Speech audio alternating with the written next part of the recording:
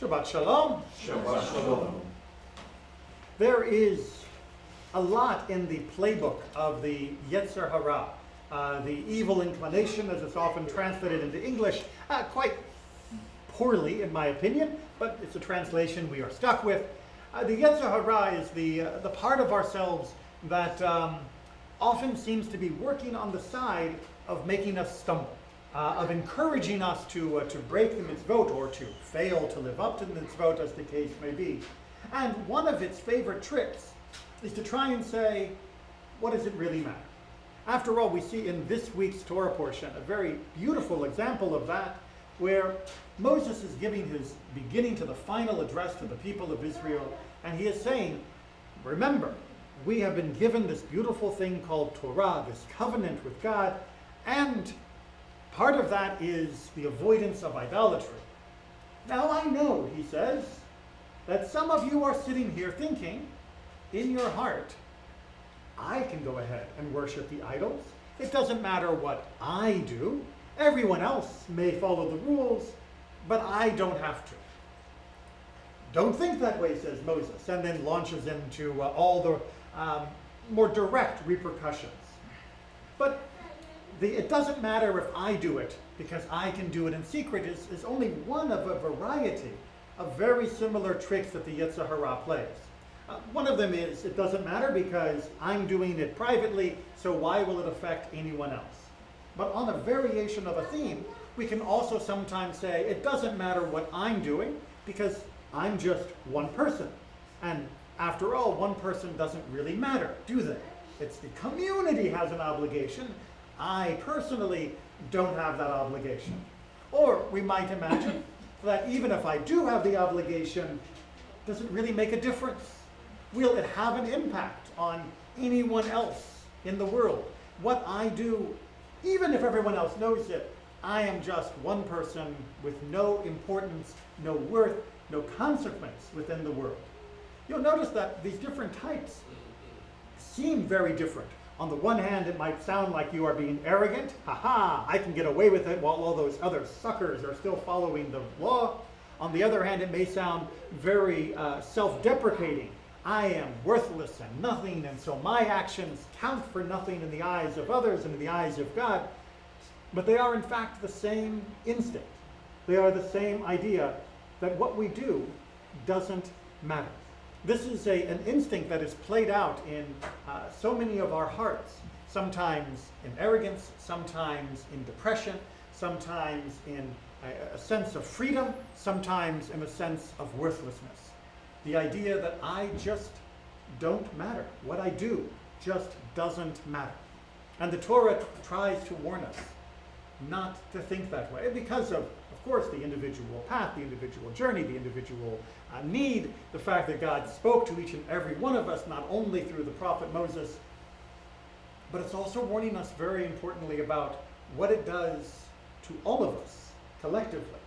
Because the thing is, imagining that what you do doesn't really matter, whatever the psychological impetus might be, is in fact one of the most damaging things that can happen to a family, a friendship circle, to a community, to a workplace.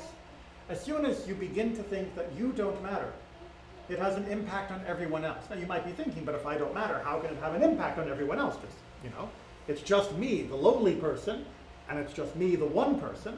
How will it have an impact on others? Well, it turns out that how we view our own worth, our own impact, is reflected in how we treat other people around us. If you think that you don't matter, can you honestly tell me that the person sitting opposite you at the breakfast table, they do matter? That you are worthless, but they are not? If you honestly think that your actions are of no consequence because, you're just one person, would you accept the same excuse from the person sitting across the conference table who says that their actions are of no consequence and you should overlook whatever transgression they may have had in the business world?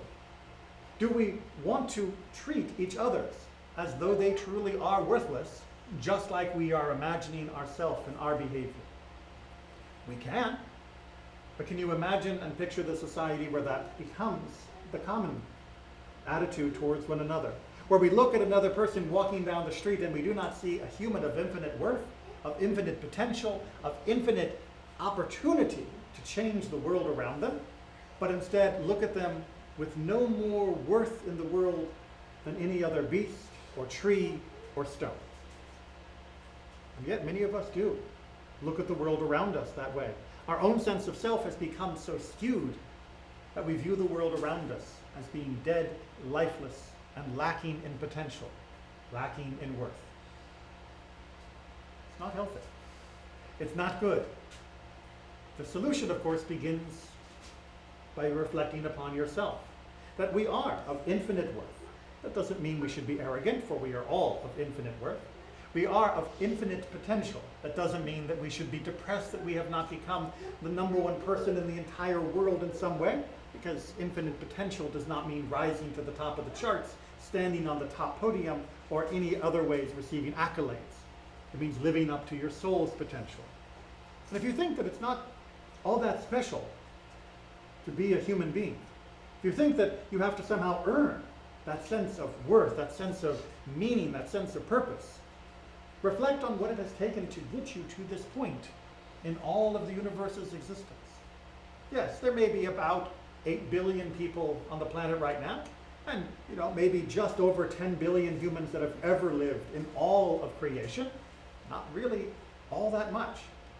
When you consider that it has taken 14 billion years to even get the world to this point, when you consider the hundreds of millions of years that life has been active and moving around the face of this world, and none of it with a moral compass, none of it with a sense of purpose, none of it with a true feeling of worth, then you realize that you have been born at a unique point, a very small point in all of the universe's history, where creatures with a soul exist in the world, granted this infinite superpower of being able to transform themselves consciously, deliberately, purposefully, in a way that no other life seems to possess.